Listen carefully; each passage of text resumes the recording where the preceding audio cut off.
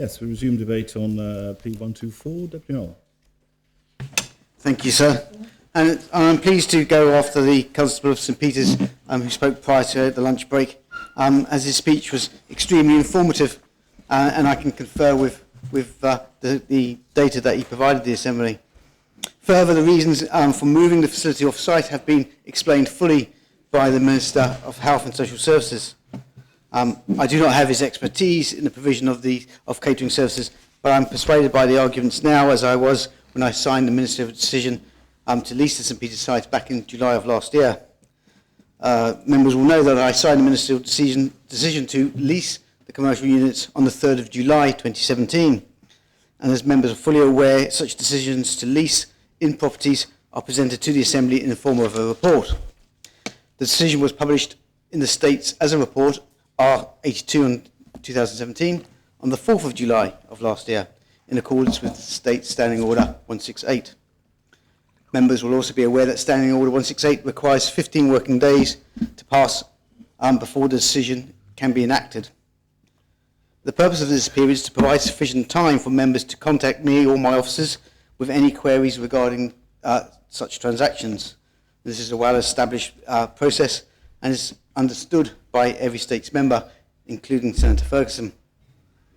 So I am fully satisfied that I have complied with the process and the members have had a reasonable opportunity to raise with me or my officers concerns during that 15-day period following the decision. To my knowledge, no such concerns were indeed raised. Officers, as you would have expected, completed the documentation with the landlord in good faith. Members can further be assured that there has been considerable engagement with the local residents to alleviate concerns about the operation of the units by Health and Social Services to explain the wider aspects of the production and delivery of food for the hospital. And members have already heard that facility will only be working 5 days a week from 8 in the morning till 5 in the evening. Concerns at those meetings have been addressed, and why you cannot satisfy absolutely every concern, I have no doubt that the public would endeavour to be a good neighbour. I was therefore surprised to see that this proposition was lodged in December, some 5 months after the decision was made, and I'm sure it was I'm sure it was actually coincidental that it was during the debate of P107 2017 on the hospital site and the outline business case. Notwithstanding the timing of the Senator's proposition, I did give it due consideration when instructing officers to proceed in the conclusion of acquiring the leasehold of those premises. The proposition contains a public petition, and sir, I respect the right of the public concerned to be raised through this medium. The Assembly needs to take such demonstrations of public feeling seriously and give it due consideration. I cannot take a view on the veracity of the petition unless I know something about the petitioners, particularly when the matter is one of a localised importance. And members will see that from the report accompanying the proposition states that the petitioners live in the vicinity of the St Peter's Technical Park. Now, the Constable of St Peter's has already explained quite eloquently that the vast majority, well over 180 of the 263 signatures on that petition, do not live in the vicinity of the technical park. In fact, I believe it's less than a dozen or so that actually do. So that is not to say that those signing the petition are not entitled to their opinion. This is a perfectly proper and valid process to make one's voice heard. But that voice has to be credible. With Senator Ferguson's proposition and the attached position, when read together, I found it to be a confused document. The proposition asked the states, and I quote, to cancel the relocation of the hospital catering department to an off-site location. This is, in fact, consistent with the petition, which states hospital food should be cooked on site so that it can be served to patients promptly and full of valuable nutrition to aid patients' recovery.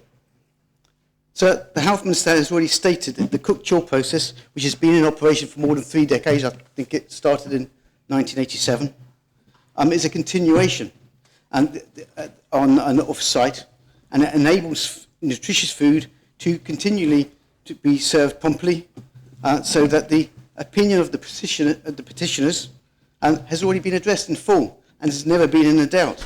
Patients will continue to receive, as they do today, exactly what the petitioners wish them to receive. The accompanying report, however, is concerned with the proposed location in St Peter's and not the off-site relocation or the continuation of the Cook-Chill process. Frankly, sir, I do not believe that the Senator has properly represented the petition in her proposition. So in summary, sir, I have reviewed the petition as a document in its own right, and having the context of the proposition and the accompanying report, I reached the conclusion that there was no persuasive argument against either the proposition and its accompanying report, or indeed Senator Ferguson's opening remarks. And I refer here, sir, the Senator made a big issue about the noise created by the catering facility. So if you take her logic, it's okay for that noise to remain in a hospital environment, but it's not okay for that noise to go on in an industrial site. I find that argument somewhat confusing, sir.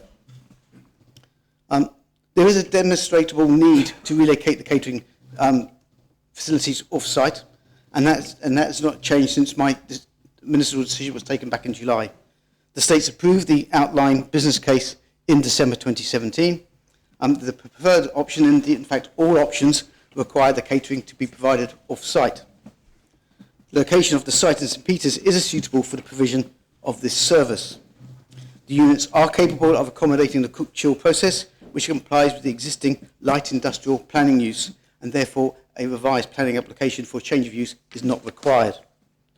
Negotiations with the landlord and their agents have been undertaken in good faith following the ministerial decision. Acceptable commercial terms have been agreed with the landlord. For all these reasons, I instructed the completion of the lease to be